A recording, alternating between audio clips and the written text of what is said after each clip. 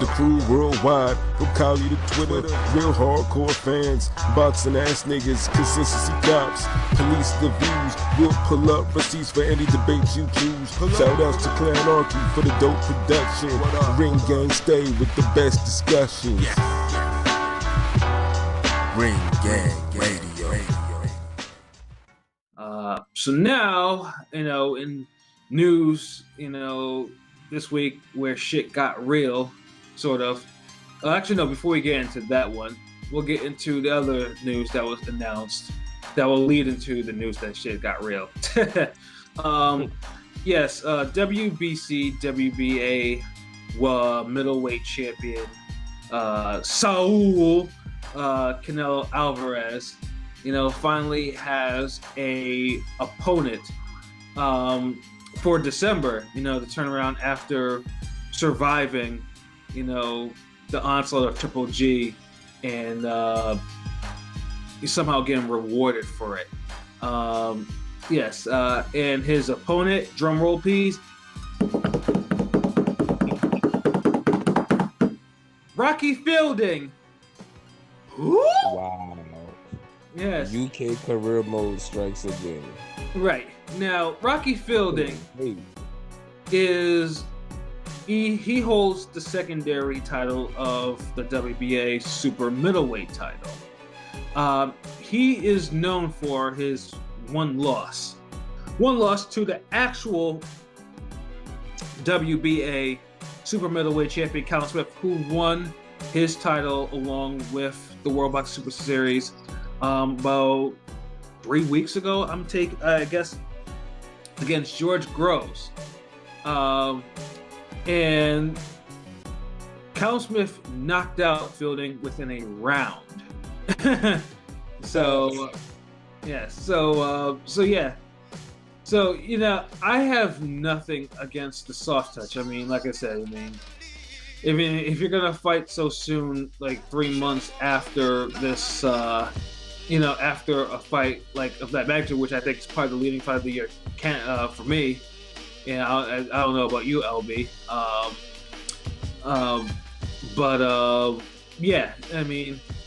It should be treated as a soft touch. But somehow there are some people out there, the ones that are Canelo's nuts, talking about, Canelo's going up. He's going up to 168. Nigga, do you know who? And it's funny too when I ask this question, when I say, nigga, do you know who Rocky Fielding is? And this guy he's not even as good as Julio Cesar Chavez Jr. Right. To put things in perspective. Shit, he's barely as good as Brian Barra. You know what I'm saying? Yeah, let's keep it all the way 100. Like, this is a guy who he's not even Brian Vera level, not even Matt Korobov. Yeah. David Lemieux, like Murata, these are all not even a Caleb Truax or something like that. Yeah, he's not even Caleb Truax level. Like we just named a whole bunch of guys who are way better fighters than this guy, and it's like Canelo once again goes for the easy targets and fuck all this soft target, soft touch after the Golovkin fight, bruh. You already had 3 soft targets before the fucking Golovkin fight. You finally take one Golovkin fight, then you fucking cheat in the second one and don't make that happen. Pushes the fight back. You fight him again. You get the gift in that. Now you fighting some other nigga that no one gives a damn about in a division. There's nothing else up there at this time right now, really. I mean, and especially if you're not going up to face the top guys. I mean, even Eubanks Jr. would have been a better opponent if you're going up in weight.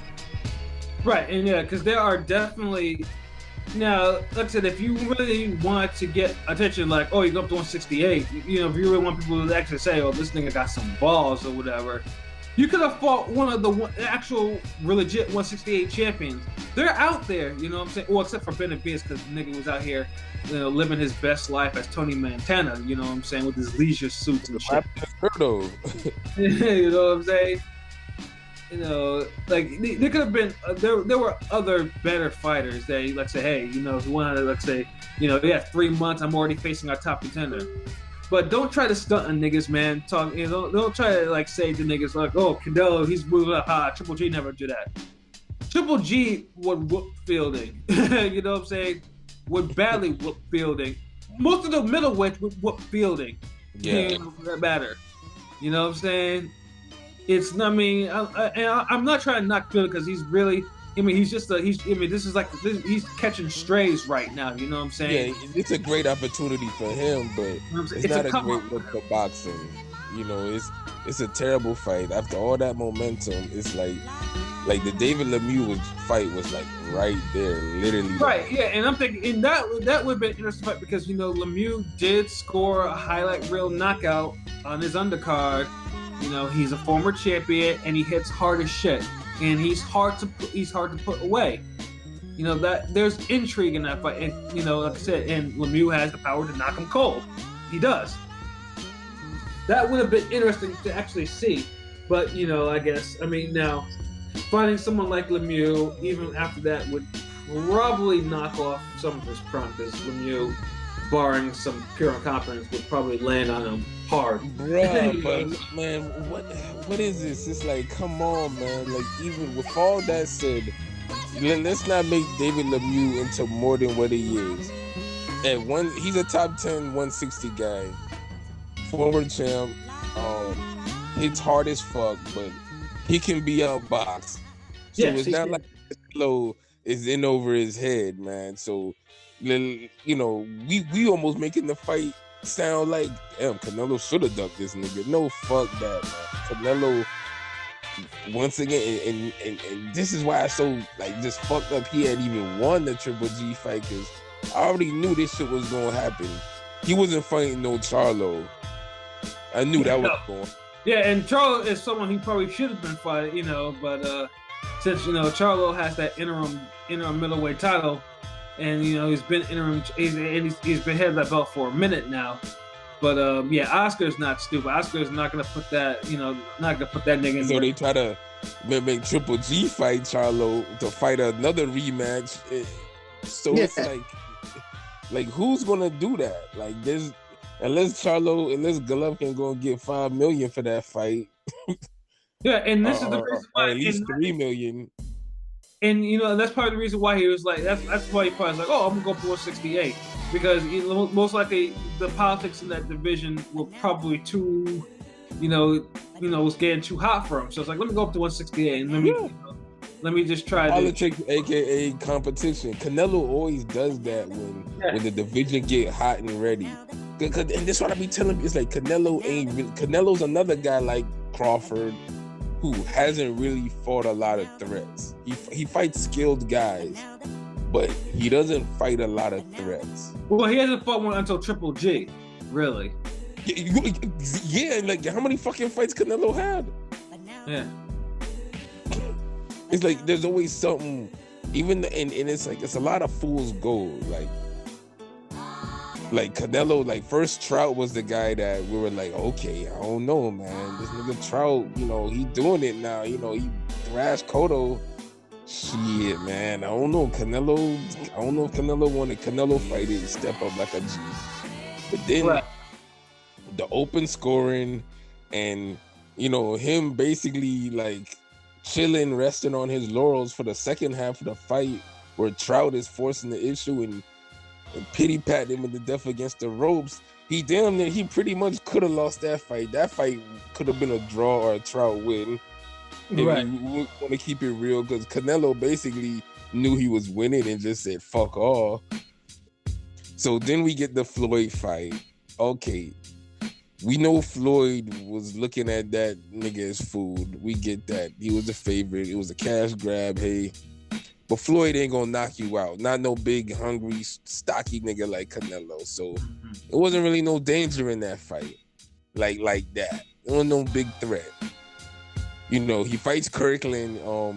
Now Kirkland that was a threat because I mean it's mostly a threat where as soon as Wolf wasn't in his corner, that erased the Kirkland threat. So right. That goes to 0. Angulo hasn't been a threat since Kirkland, destroyed him in Mexico. So erase that one. Okay, we got Laura. Laura was a threat and he was skilled, but he's low on the threat meter because we know how Laura get down. He ain't gonna sell out on that offense, and he just gonna fight not to lose instead of fight to win. And look at the fight we ended up getting. Right. So, Cotto the same way. Cotto's another nigga who, he was a threat because he a OG and great skills and all that, Hall of Famer, this, that. Yeah, I expected more in that fight. I expected more from Canelo in that fight. I absolutely same here, but Canelo once again wasn't really high on the threat meter. Canelo's the younger guy, bigger, stronger. Canelo should have beat his ass even more, but somehow Cotto still won 4 rounds. Right. But okay. So after that, we get career mode with fucking Amir Khan, where he's losing 4 or 5 rounds in that fucking fight. Once again, right. Khan, great guy, great champion, skills, all that. He's not a threat because you just fucking blow dust at his chin and you can knock him out. So right. Threat meter low. Beefy Smith, he's maybe like the if you rank the Smith family, he's like intermediate. Like Callum Smith is like hard difficulty. Right. Paul is like maybe easy, and Beefy is like right there intermediate, like normal mode. So right. And then, not really a threat. Probably somewhere in that same like mode too. So it's like, come on, and Chavez Jr., big guy, not really a threat, weight drained. So, yeah, these sound like good names. Shade Mosley passed it, good name, passed it. Like, all these sound like good names, but when you, and I'm not even trying to pin, you could pick apart anybody's resume. Right. But it's like, come on, like, I'm not even picking apart this shit. I'm showing you a pattern. Yeah. That's the difference. Right, and Canelo does have a friend, but like I said, most of Canelo's fan base doesn't care. They ain't listening. They don't care, man. Like I said, even then. And then the funny thing about this fight is like more details about this fight have come out. I mean, we just saw like the video. I mean, shit. Rocky is just like, oh damn it, it's like crikey, mate. I think I'm in America. I'm over here ringing the bell at the stock exchange and shit. Yeah, I'm over here taking all these pictures and shit. I'm in Times Square and all this. If he's in the moment right now, and I remember I was clowning to you, about how like they had that awkward ass handshake, as in Canelo was trying to go for like some soul handshake, and and Rocky went for like a proper handshake, and that shit got all mixed up. You know what I'm saying? Yeah, yeah, man. He not used to these bright lights, man. Like, you know what I'm saying? Not at all, bruh. And I think in that fight, like, I would just be honest, like it's, and that's how ring gang, ring gang keep it 100, man.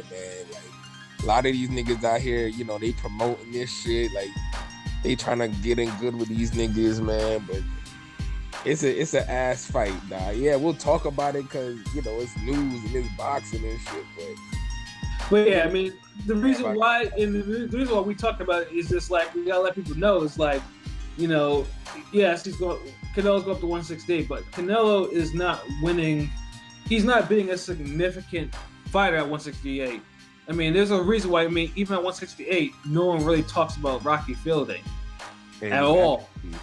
This heard this nigga name in like 2 years. Right. And it's funny too, because as I said before, there were some new details that came out about this fight. Apparently now there's going to be a second day weigh-in and a rehydration clause.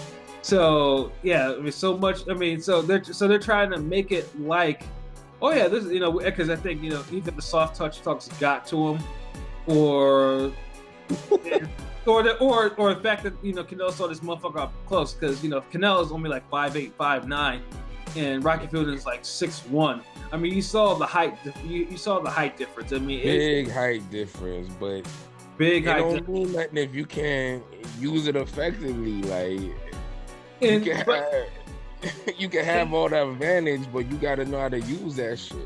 Right, and the funny thing is too, the rehydration clause, because these light heavyweights, man, these natural, super middleweights, they go up to cruiserweight easy. And I think that's probably the reason why Canelo probably did that. I mean, between that and just make sure that this motherfucker's not too big for Canelo to actually hurt. I mean, like I said, as we all know, there's there's only so much skill that you have. Only a few people have that type of skill to really overcome a large physical advantage. There's a very few boxers in history that have actually had it to the point where they're able to overcome any type of size advantage. Canelo, he ain't really got the power like that to be manhandling bigger dudes. There's a reason why they took their time with moving him up in weight and being selective with his opponents. Right. He the power, but it's more of a sharpness and accurate type of, like, sudden shock you type of, like a sharp punching power. Like, it's sharp, but it's not necessarily like thudding, relieve you of your senses type shit. Like, right. And especially like the bigger that you go, and then with Fielding, it's just like, you don't want to get this motherfucker up to the point where he's too big, where even if you're landing at him like Canelo was doing to, like, say, to Chavez Jr., that he doesn't go away. Because Fielding should go away. But like I said, a rehydration clause will probably at least try to limit that from happening, because I know I could see fucking Fielding going in there 6'1", well into the 180s, and Canelo's trying, and Canelo doesn't really. Yeah, yes, he actually showed improved stamina in the Triple G fight, but I don't think it's easy when you're not running around the ring, though. Right, too. Let's keep that in mind, like, and it's not like Golovkin was circling like Khan all over the place. Like, Golovkin was just circling in range, so Canelo ain't use up too much energy. Yeah, his stamina got better, but it was also the game plan too. Like, these niggas ain't showing me no fool's gold, man. I'm seeing all this shit, bro. Right, exactly. So Canelo can have his Fielding fights, whatever, at 168. But we all know the real business that he has is at 160, which leads us into our final topic of the night. Now, the $1 million question was, where was Canelo Fielding going to be aired? Because as we all know, Canelo's HBO deal is done. And so that left ESPN, which was open, Showtime, and DAZN. Now, Showtime and Canelo and Golden Boy don't get along.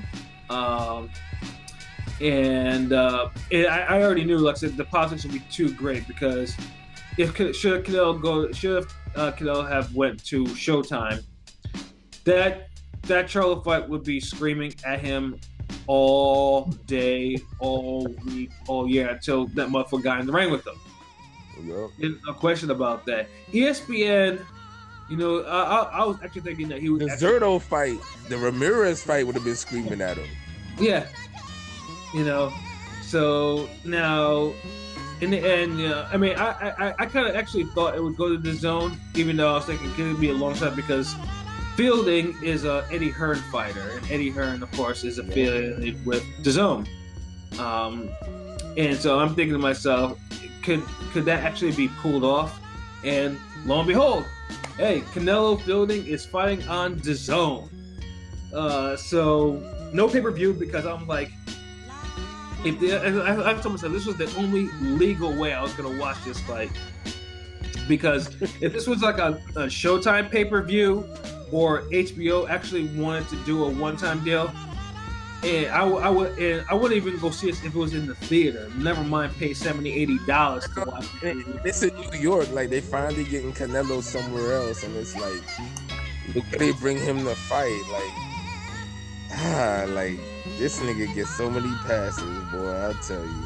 Yeah, but he picks Rocky Fielding from New York. I'm like, okay, now I mean, obviously they did the initial the conferences and shit like that. Now you have to actually sell that shit, because you see the seat prices, like the ringside prices is $1,000.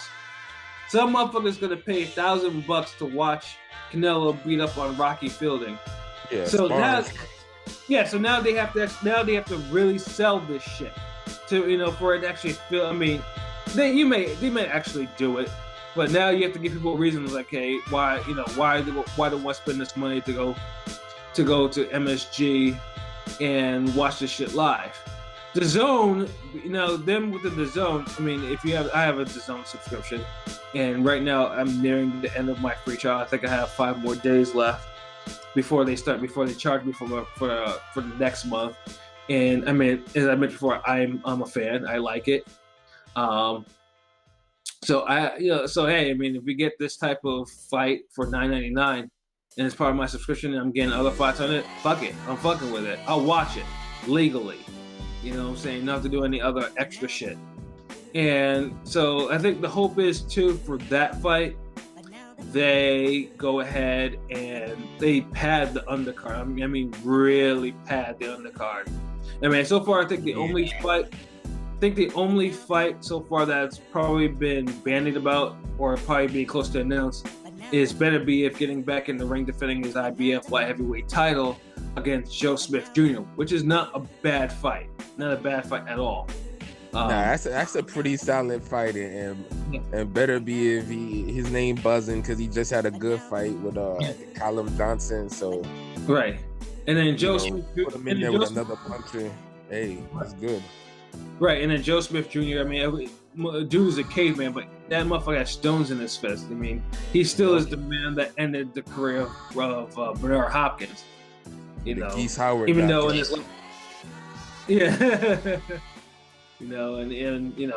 And he's still a very dangerous guy. So yeah, if they have more caliber of the fights of that nature, then shit, it might make it easier to actually need like 3 more of those for that fucking main event. Shit, nigga, right? Canelo exactly. and Fielding, like really? Like I'm good. Like that ain't no. It's like they trying to load December up with some fights, and like that one's like the worst big name fight. Yeah, I agree. We got Wilder Fury and we got Superman going against a top 10 ranked guy and Canelo Fielding. Like really?